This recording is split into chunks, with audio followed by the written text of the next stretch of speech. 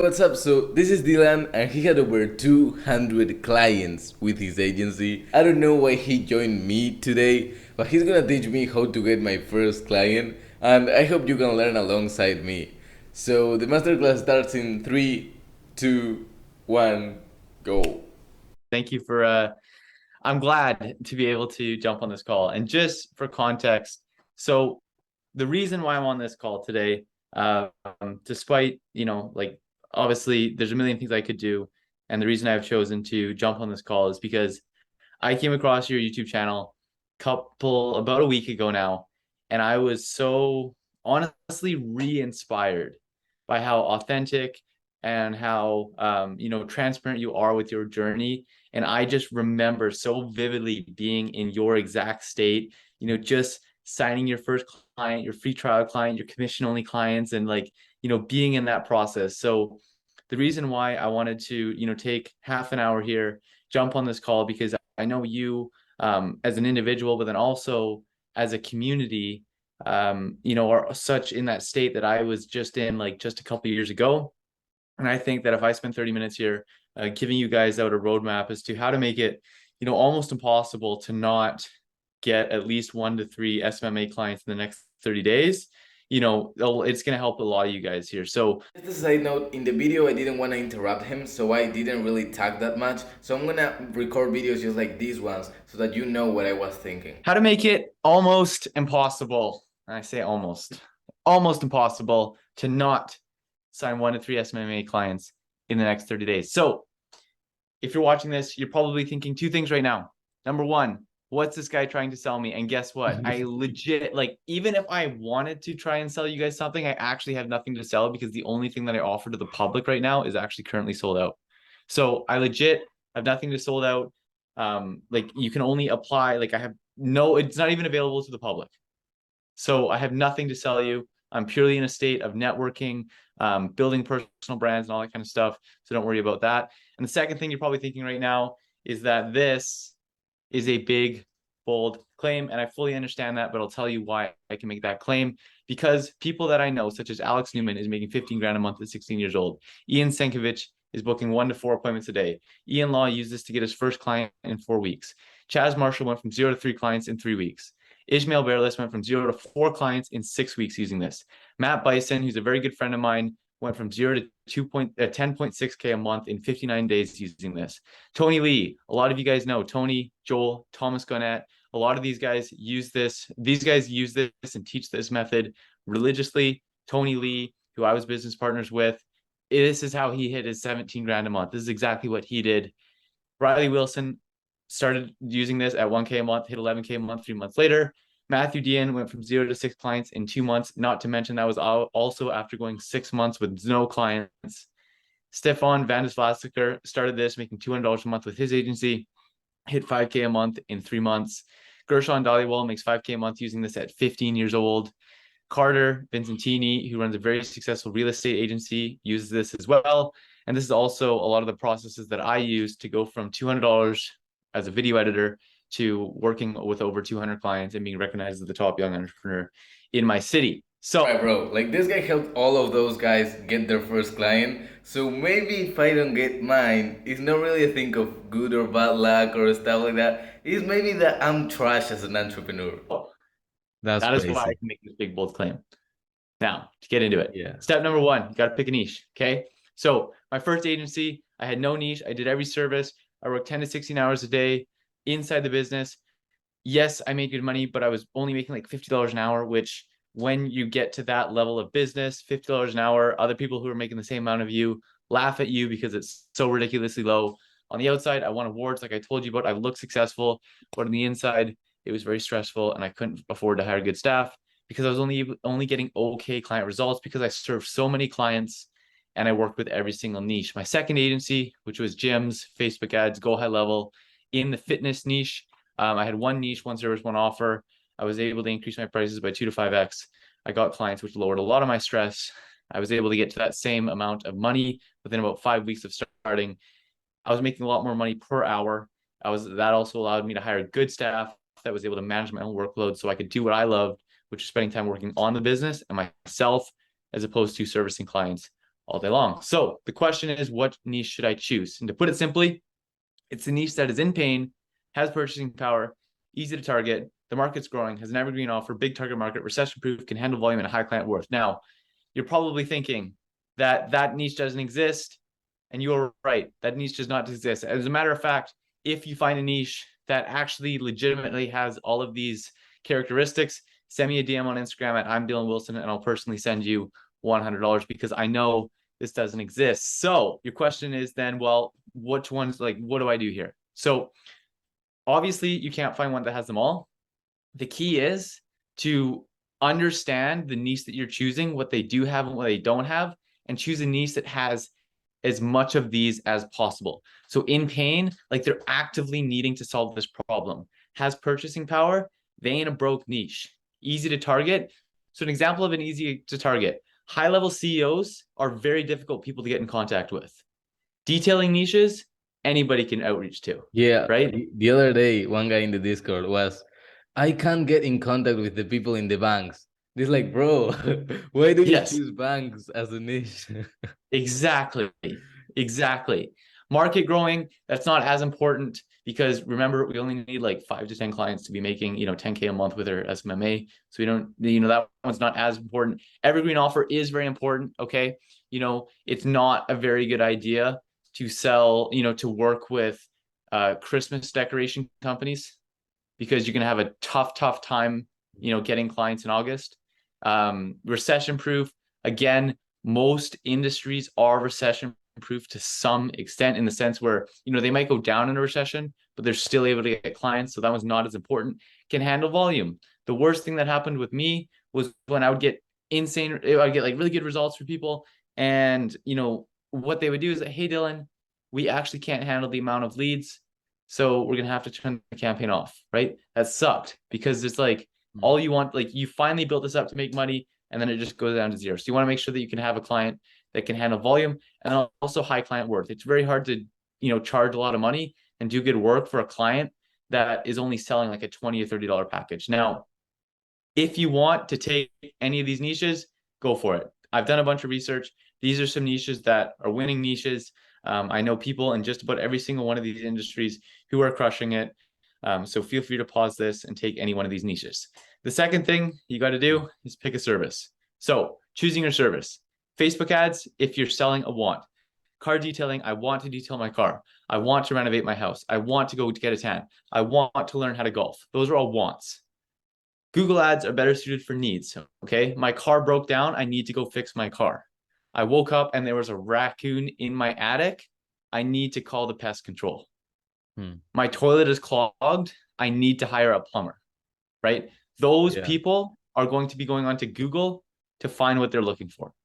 Where when you hit them with a good offer about a car detailing, that's Facebook. That's a want, right? That's something that people are going to be more impulse purchasing. Then I strongly recommend go high level.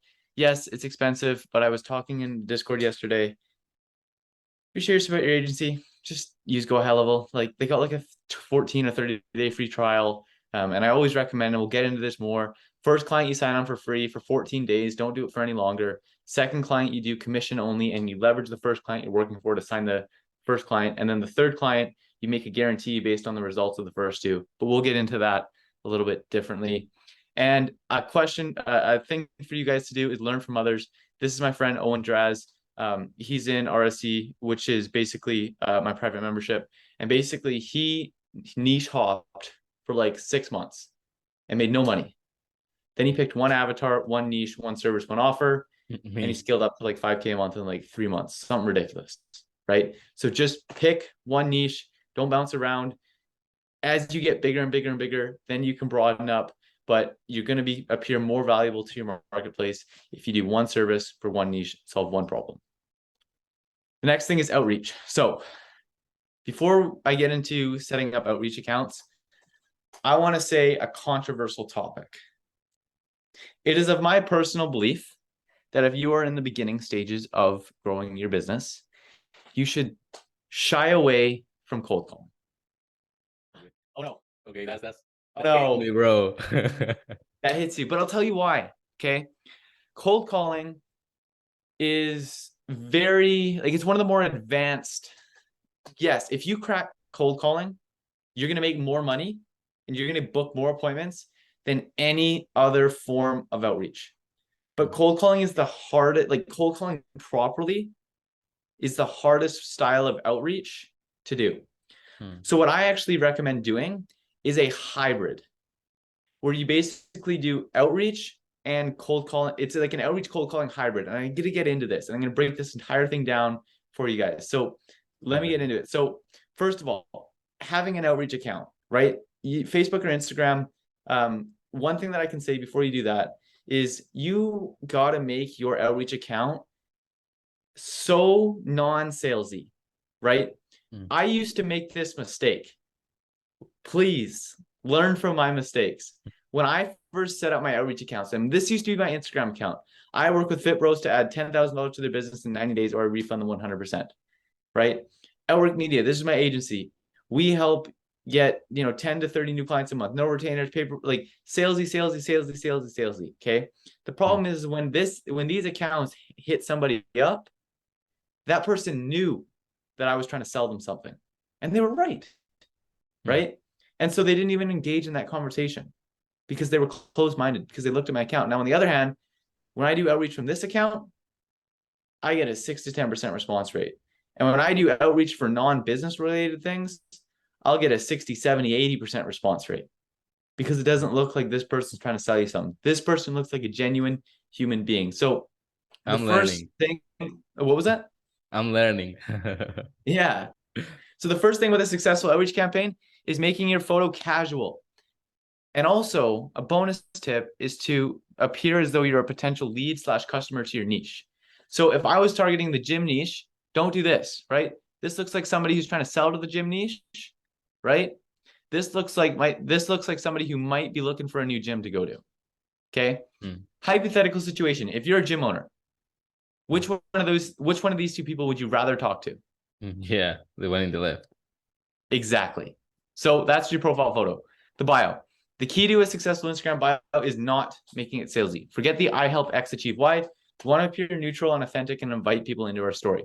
I help X achieve Y is so outdated, is so salesy, and it's just going to trigger sales resistance, which is going to lower our response rates. So before I explain how to create the perfect bio, do not flex achievements to try and improve your authority. Do not fit every single imaginable thing into, topics, lead magnets, other links, accomplishments, and do not state crazy marketing lingo because these are just red flags in your prospect's mind because they've all been contacted before. Like I said earlier, don't do this. It's what I used to do. Instead, we want to make ourselves seem like a real person. So some examples of this, sharing lessons as I learn them on entrepreneurship as I, grow my business, whatever the case may be. Here's a YouTube video documenting my process. Quotes, a Michael Jordan quote, whatever quote, whatever. Entrepreneur line hobby. Like I think a good way to do this, look at your friends' accounts who aren't entrepreneurs and copy their bios. Because those are average people being average people, and we want to appear as though we're an average person when we're doing our outreach. When it comes to your stories and posts, share real photos and stories from your real life, right?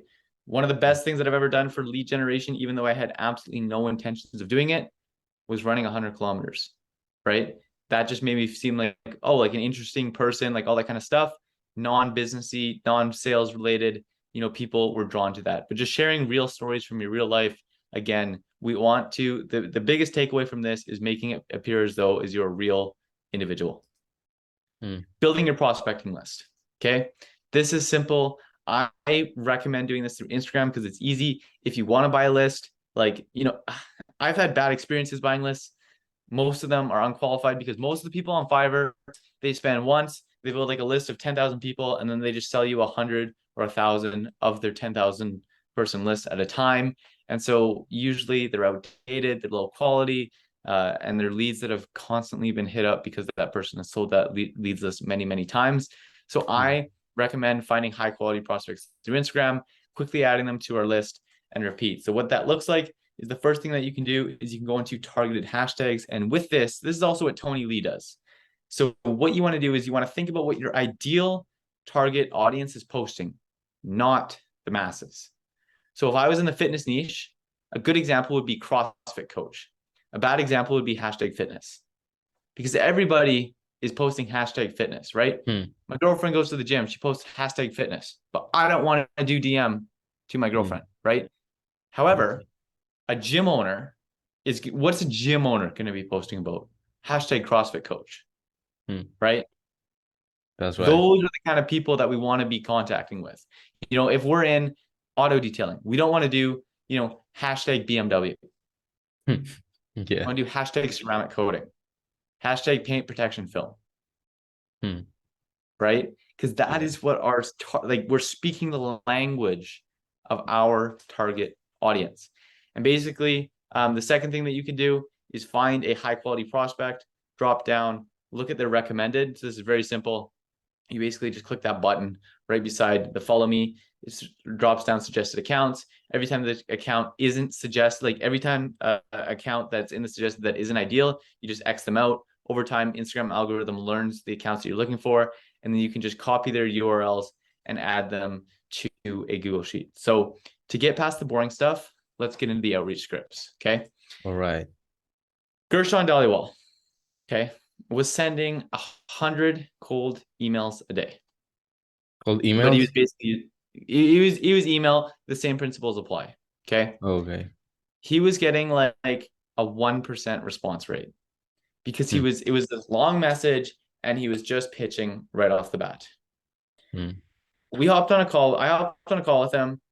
I tore the little guy's outreach script apart, completely rebuilt him a new one. And I think later that day, he had like 4 or 5 appointments booked. What? Yes. So what we did in particular is we set him up on this formula for your outreach script. So message number 1 is a response-provoking message. So there was once a story about a company who had this energy drink company, okay? And they were out in public and they were trying to get samples and people to test out their new flavor. And they were going up to people and say, hey, do you want to try this new energy drink? About 10% of people were saying yes. 90% of people were saying no. So what they did, because they were, you know, the campaign was costing more than they wanted it to, they weren't getting the data they needed, and it looked like it was going to be a failure. So what they did was, instead of asking people, do you want to try this energy drink? They were asking people, would you consider yourself an adventurous person? Wow, that's different. They said, everybody said yes. Almost everybody said yes to that after they just admitted to being an adventurous person. Then they asked, oh, well then would you like to try this new energy drink? Their response rate went from 10% to 80%. The whole story is in the book Persuasion. Wow. If you want to read more about that story, it's in the book Persuasion. I highly recommend it. I read that book. I learned about this message. I applied it to the outreach, and that was like the biggest game changer with the outreach. So message number 1 is a response-provoking message. If you're selling TikTok growth, hit them up on Instagram and ask them, yo, love your IG. Do you have TikTok? They're going to say yes. They're going to engage in that conversation, right? The popular one that's kind of taken the internet by storm is, hi, is this the best place for questions? I do not recommend using that one because I'm seeing every single day that people are catching on to that. But if you're working in the real estate niche, do you work with buyers or sellers? If you're working with detailers, do you offer ceramic coating? Yeah. And then once you get a yes to that, you can do one of 3 pitches that I would recommend. Okay. So the first pitch is the case study pitch. Now, this is the ideal one, but you have to have a case study for this to work. And how that works is you say, perfect. Well, I just worked with X to bring them Y result using this system I generated, using outbound ads and automated prospecting. If you're doing Google ads, if you say you're doing Facebook ads, I would say using outbound marketing and automated prospecting, right? Fancy words, Facebook ads, buzzword, or Facebook ads, trigger word, you know, AI, like these are all trigger words. So we need to create our own set of lingo, because people are gonna be like, oh, I've tried Facebook ads before. Oh, I've tried Google ads before. Yeah. But they haven't tried outbound marketing plus an automated prospecting system. Same thing Sounds different. Sounds like a new opportunity. Sounds like something they never tried before. Sounds like something Yeah. that they could potentially be interested in. So to Yeah. recap, pitch number one is, hey, I just worked with X. I got them Y using insert my new system. Would you be opposed to me showing you how this works free of charge? Okay. Another one that you can do is, I think it's a very, very, very good for beginners. And it's the full transparency. You ask them the response provoking message. They say, yeah, whatever. You say, well, full transparency. I'm a 16-year-old kid. I'm trying to grow my business. I would love to, work for free using XYZ system to help you XYZ. All I'm looking for is a testimonial about the experience. Hmm. Another That one that would you work can for do. me. Yeah. That would Oh, for work. sure. I know. Another one that you can do, which is super, super good, is what I call the short story. So my friend Christian, he started his SMMA back in October. Within his first 5 weeks of being in business, did $9,000 in the real estate niche, which is one of the most competitive and saturated markets out there. And he did this by selling a story. So what he did was do you work with buyers or sellers? They would say buyers or sellers, didn't matter. Then he would say, awesome. Well, I used to call leads from my mom's brokerage. I noticed that there was a problem with the bad lead quality. So I developed a system that helped her generate X result. Would you be open to letting me show you that system free of charge? Free of charge. So they tie a story into their outreach message. Now, when I said earlier, I don't recommend cold calling, and instead recommend doing this hybrid. This is where I get into the hybrid. So no matter what they respond, unless they tell you to go away, call them. Because if they respond in any regard, positive or neutral, if they ask you a question, they're interested. That's an objection. How does it work? They're interested, right? If they're Yeah. not interested, they're going to tell you no. If they tell you anything else other than no, they're interested. And instead of trying to book them in the DMs, because I'm telling, it's very, very challenging to book people in the DMs. Pick them up and call them. And And one I question, have a script.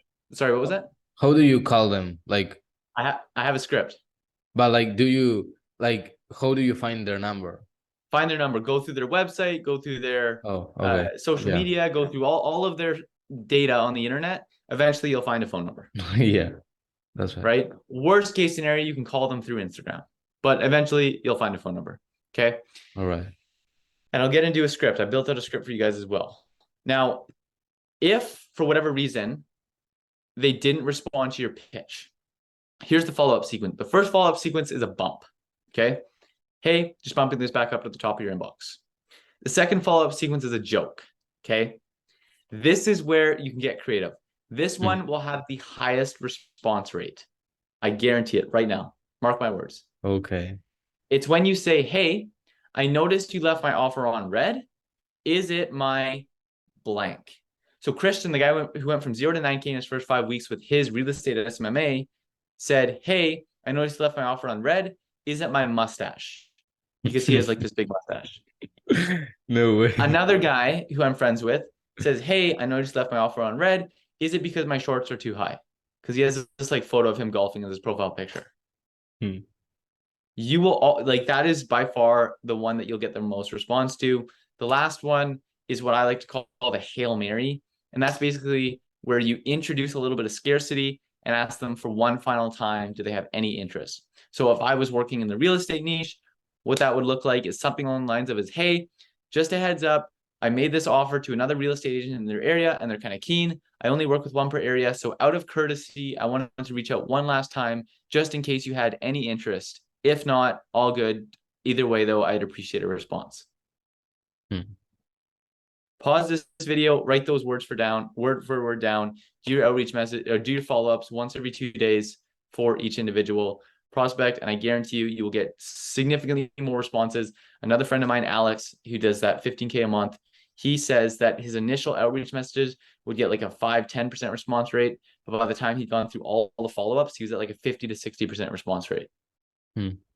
Follow-ups are super important. So wow. All right. This is important because this is why most people fail. I'm going to repeat it. This is why most people fail. I get it all the time. Dylan, I sent 50 outreach messages and I haven't gotten any clients yet. I think I need to switch niches. I think I need to change my script. I think I need to. Do not make any changes to your outreach until you sent at least 1,000 messages and all your follow-ups. If you send 1,000 messages, that's literally like 30 outreach contacts a day. It's 1,000 messages. It is very challenging to not have a client after 1,000 messages. If you do 1,000 messages and 1,000 follow-ups, it becomes almost impossible to not have a client. But the reason why most people fail is because they don't send 1,000 outreach messages. They don't take action. They do not take action. This is the biggest thing by far. Okay. So here's just, That's what it is. listen to this. Before I joined RST, I had no clue how to make any fucking money. And then I seen everybody, people just like me, making money by just putting in work. So I decided I'm going to put my head down and work, and boom, just collected that 2.2K Stripe payment today. And I don't care what you have to do in order to trick your brain. Maybe you find an accountability partner. Maybe you join a group. Like one of the things that, I have people do is, anytime they're going through outreach phases, they have to submit their outreach numbers at the end of the day, and they hold each other accountable. Maybe you make a deal where you say, hey, you go to your friend and say, hey, if I don't do my outreach today, I'll pay you $20. And you can do that with both of you guys. Yeah. I don't care what mind game you have to play in yourself. But this is the biggest reason why most of you guys will fail. Okay. I was really addicted to sugar back then. And I was like, all right, if I eat sugar this month, I have to pay my friend 1,000 pesos, which is nothing, Argentine pesos, but it hurt, right? So I was like, I'm not going to do it. I'm not going to. And that's why I say put your money where your mouth is. Right? Wow. Put your, whether it's like that, that's why, whenever I, work with people who are just trying to get their first client or whatnot, I won't work with them. Usually I will not work with them. And I do this for free. Granted, I do this 100% for free, but I will not work with them usually unless they give me $100. But as soon as they send 1,000 outreach messages, I give them the $100 back. Because I don't care what you have to do, whether you find a group, you pay money, whatever you do, just find a way to trick your brain into doing your outreach message, because if you do, that is the biggest lever you will pull. Okay. But Dylan, I sent 20 outreach messages and my account got banned. Okay. Well, I'm going to give you 2 tips with that. Number 1, send your outreach messages by responding to people's stories. Instagram looks at that differently and you can get more responses. And then, well, Dylan, my lead didn't post a story today. Respond to their highlights. It does the same thing. So swipe up on their highlights, send the message there. You'll get the same thing. The second thing is the follow-ups. Like I said, this is a random chart I took from LinkedIn on emails. But the same thing applies with Instagram. Okay. You can see that if you only sent this message, this person would have had 1.24 people respond. But instead, they got 1, 2, 3. I'm not going to do the math, but they had probably, 5 or 6 times the amount of people respond because they're doing the responses, because they did all their follow-ups. Right? When you send follow-ups, that doesn't count against your account. You're not going to get banned from sending follow-ups. Oh, right. Step number 6, calling leads. Okay. This is the secret to Tony Lee. The reason why Tony Lee was so successful while other people weren't in the detailing, very basic niche, he called up every single person he responded. Okay. Do you know how to set appointments in the DMs? As soon as you get a response, other than no, call your lead and book them in over the phone. Here is your script. Okay. Hey name, this is your name. We connected over Instagram in regards to what you do. Does that ring a bell? Hey, Joe. Hey, Joe, this is Dylan. We connected over Instagram in regards to that automated prospecting system. Does that ring a bell? Okay, well, do you already have, automated prospecting in place, or are you open to hearing more ways to possibly, get more leads to convert into appointments? Now, the reason you ask that second question is because it gets them to do 2 things. One, it shows that you're not super set on the sale, and you're only going to engage in this conversation if you can legitimately help them. And two, it gets them to verbally say to themselves, oh, I'm still looking. I'm still interested in what you have to say. Mind games. Yeah, Then you get you into your read pitch. Persuasion. I guess you've read a lot of books like that. You really know Yeah. what you're talking about. Yeah. Then you get into yeah. And I mean, so then you get into your pitch. So after you've said like, oh yeah, so I am looking to hear more about this. Okay. Well, I can tell you a little bit about what I reached out to you for.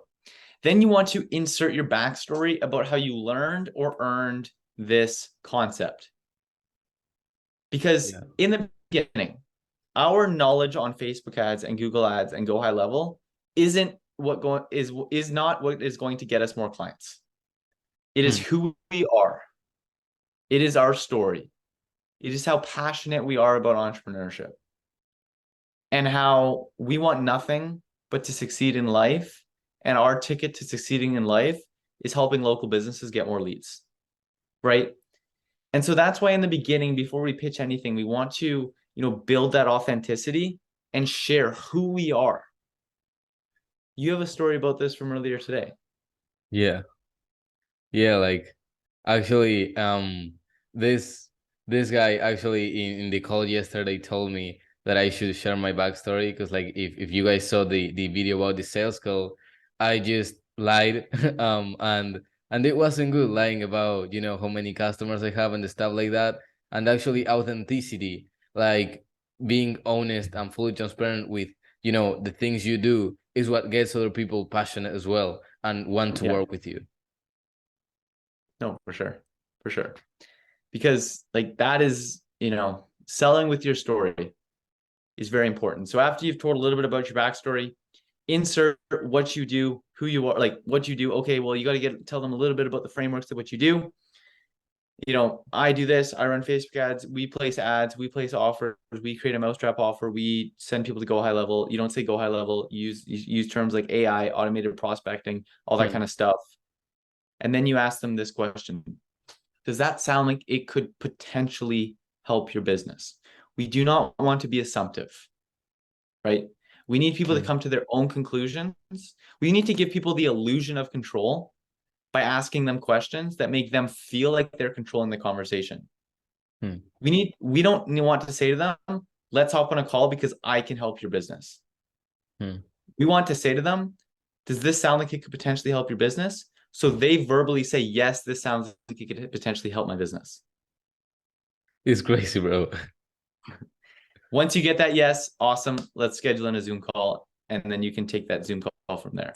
Now, the backstory formula. Okay, so we kind of brushed over the backstory earlier, but basically you want to state who you are. Okay, I am a 17-year-old college or high school, whatever the case. Be honest, be authentic. Okay, I want to do X. Here is the problems that I'm currently facing in life.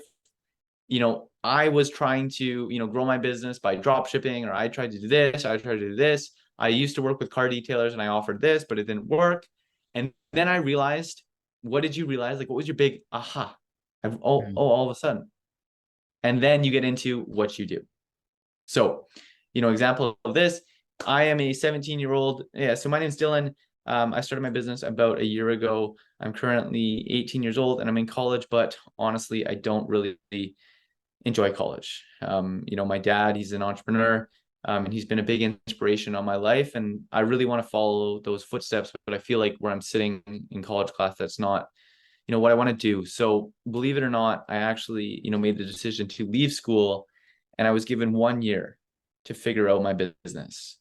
And it's kind of in the state where I'm relentlessly, pursuing to make this happen. And when I first started, I tried working with detailers, and we tried, doing a lot of the typical marketing techniques, like the typical offers and all that kind of stuff, but nothing was really working. And then, one of these clients that I had, they were, not as successful as most detailers are. And so the money that they were spending into those campaigns meant a lot to them. And when we weren't getting results, they told me that they were almost going out of business.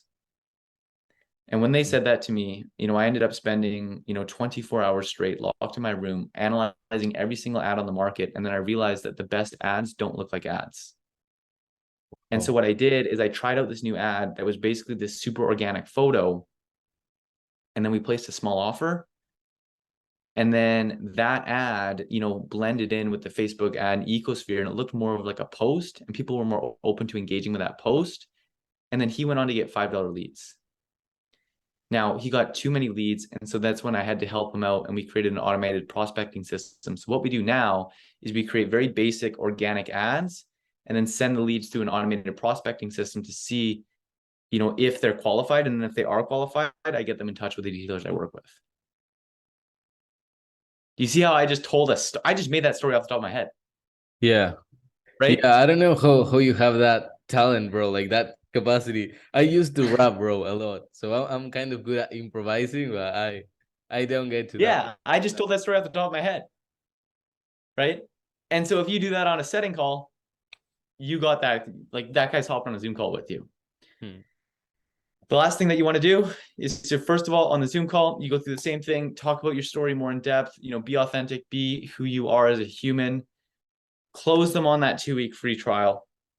Okay. A big anchor that I like to do is after you've told your backstory, your journey, and just restate your story, your mission, and you can show them, how the whole thing works.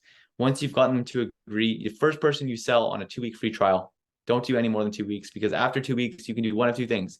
You can extend your trial another 2 weeks if you're not crushing results, or you can upsell them onto a paid offer right then and there. But what happens, I see too many times, is people sell their first client on a month. The first 2 weeks they crush. Then they kind of, oh no, we got to create new ads. The ads start to slow down. And then by the time the month comes around, the client's only thinking about the last 2 weeks, not the first 2 weeks. And then they don't continue with that. So that's why you have that safety of doing 2 weeks. If you're doing well, boom, close them. You got a client in 2 weeks. If you're not doing well, you can always extend the trial and then make up for it in the second 2 weeks and then close them. Once you close your first client on the 2-week trial, I recommend using the fact that you're already working with a client, to close your second one on a pay per show or a commission only offer. Yeah. And then once you have one free trial client, one pay per show client, you can look at the results that you're getting with those 2 clients and make an offer and a guarantee based on what you know that you can deliver on. Makes a lot of sense. So